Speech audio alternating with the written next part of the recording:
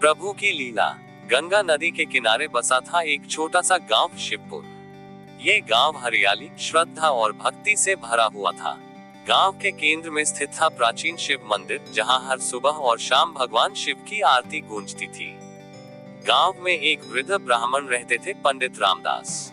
वे बहुत विद्वान थे और पूरे गांव में उनकी प्रतिष्ठा थी।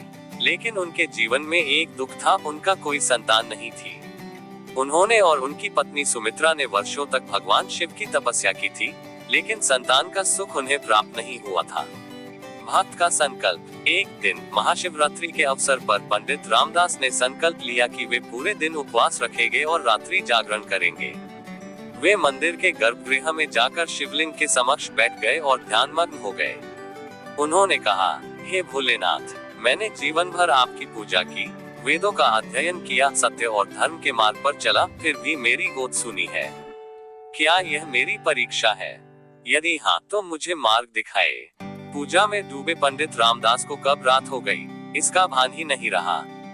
अचानक मंदिर के अंदर एक तेज प्रकाश फैला और उन्होंने देखा कि एक वृद्ध साधु उनके सामने खड़े हैं। साधु के नेत्रों में दिव्य तेज था।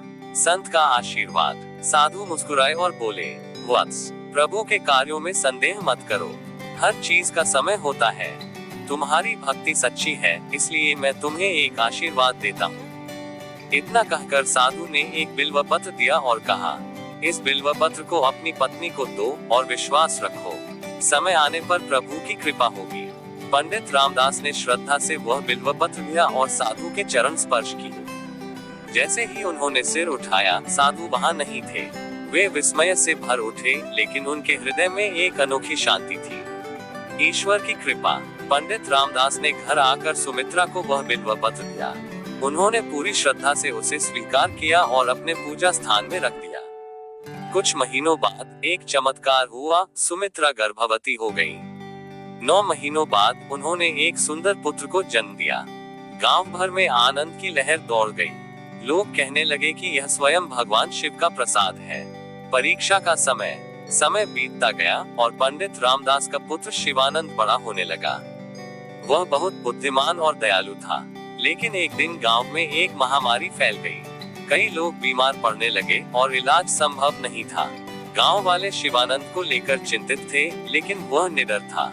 उसने कहा, पिताजी, हमें शिव मंदिर में जाकर महामृत्युंजय मंत्र का जाप करना चाहिए। भगवान शिव ही हमें बचा सकते हैं। पंडित रामदास को अपने पुत्र के शब्दों में गहरी शक्ति महसूस हुई। उन्होंने पूरे गांव को मंदिर में एकत्र किया और 3 दिनों तक लगातार महामृत्युंजय मंत्र का जाप किया। ईश्वर की लीला। तीसरे दिन आकाश में घने बादल छा गए और अचानक बारिश होने लगी। यह कोई साधारण वर्षा नहीं थी, यह अमृत की वर्षा थी। जैसे ही पानी की बूंदें गांव में गिरी, बीमार लोग चमत्कारिक रूप से ठीक होने लगे। गांव के लोग समझ गए कि यह भगवान शिव की कृपा थी। उन्होंने पंडित रामदास और शिवानंद को धन्यवाद दिया और शिव मंदिर में भव्य उत्सव मनाया।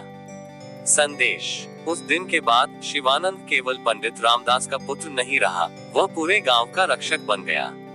उसने जीवन भर सत्य, भक्ति और धर्म के मार्ग पर चलने की शिक्षा दी।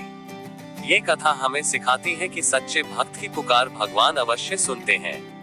परीक्षा चाहे कितनी भी कठिन क्यों न हो, यदि श्रद्धा और भक्ति सच्ची हो, तो ईश्वर की कृपा अवश्य मिलती है।